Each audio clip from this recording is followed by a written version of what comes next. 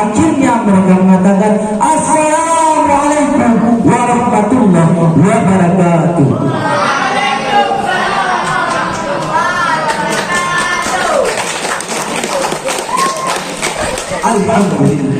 Alhamdulillah Rabbil Alamin wa bihi nasta'in ala umuri dunya waddin wa ala alihi wa ashabihi ajma'in.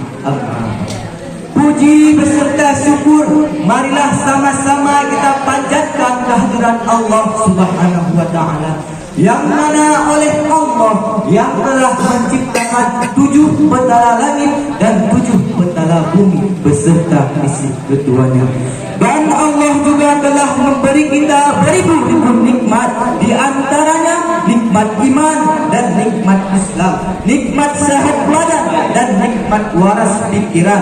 Dan Allah juga telah memberi nikmat kepada kita, yaitu nikmat kehidupan, sehingga kita dapat berkumpul pada malam yang berbahagia ini. Salat beriring salam kita junjungkan kepada Nabi kita, Nabi Muhammad sallallahu alaihi wasallam. Beliau yang rela istrinya, anaknya menjadi yatim, istrinya menjadi janda demi menegakkan kalimatul haq, yaitu kalimat la ilaha illallah Muhammadar Rasulullah di atas permukaan bumi ini. Karena beliaulah dari zaman nenek-nenek makan kerupuk di depan rumah sampai ke zaman nenek-nenek main Facebook di depan rumah. Dari zaman orang-orang muter-muter kagak jelas sampai ke zaman orang-orang main komputer. Dan karena Nabi Muhammad lah kita bisa membedakan yang mana Quran dan yang mana Quran. Ta'zim wal ikramah saya kepada ulama-ulama mutaqaddimin, ulama-ulama mutaakhirin, dan ulama-ulama yang muhtabar. Ta'zim saya kepada abi di balai beserta keluarga, kepada guru-guru kami yang mengajari kami baik siang maupun malam, dan yang teristimewa kepada seluruh talabah-talabah yang berhadir pada malam yang berbahagia ini. Masya Allah. Adapun pada kesempatan kali ini, izinkan saya menyampaikan sepatah dua patah kata yang akan saya patah-patahkan menjadi beribu-ribu kata, yang berjudul madu dan racun pergaulan remaja.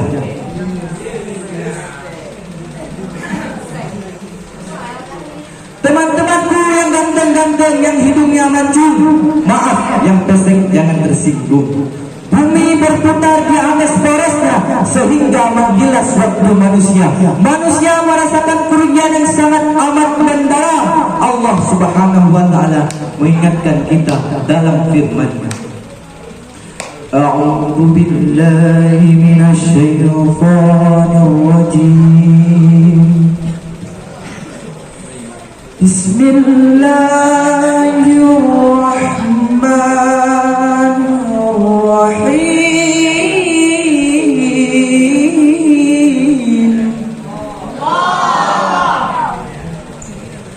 Wal 'asri innal insana lafi khusr.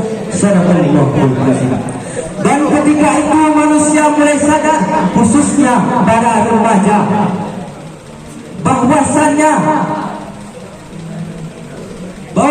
mereka telah puas dengan cipratan, hampasan dan tempaan tentang gelombang akan kemodelan zaman yang hanya sesaat, seperti harta, tahta, dan cinta terhadap wanita, dan wanita cinta terhadap pria. Masya Allah.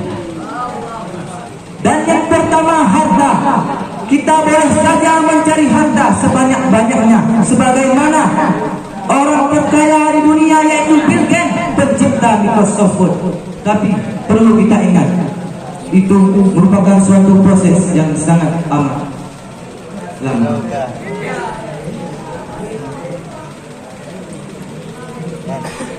Memang dengan harta semua bisa kita beli, mobil bisa kita beli, motor bisa kita beli, serta cinta dan keperawanan wanita zaman sekarang bisa kita beli. Astagfirullah.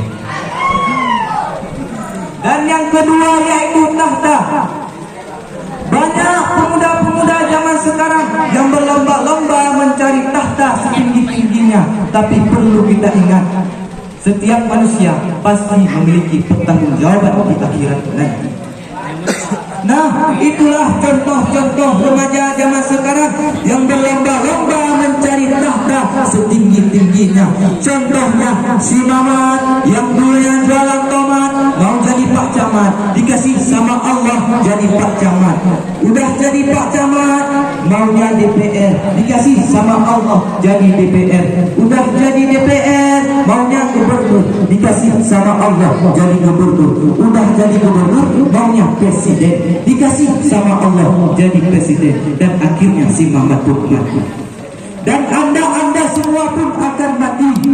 Ibu kita akan mati, ustaz kita akan mati, dan saya pun sendiri akan mati 100 tahun lagi.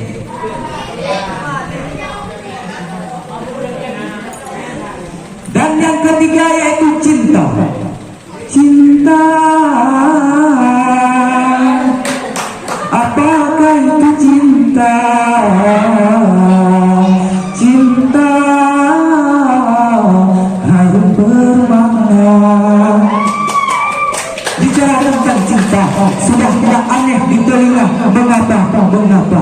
Karena cinta satu amat yang sangat indah, tiada duanya. Karena cinta seseorang bisa berubah. Yang tadinya hitam jadi putih, yang tadinya putih jadi hitam, dan yang tadinya gendut jadi langsing kayak ayu ting-ting.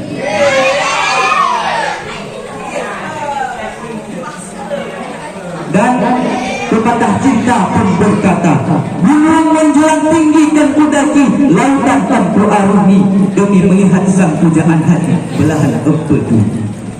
Adapun kesimpulan dari pidato saya, yang pertama harta. Harta kita tidak akan dibawa mati, maka marilah berbanyak bersedekah selagi harta itu masih ada. Yang kedua yaitu tahta.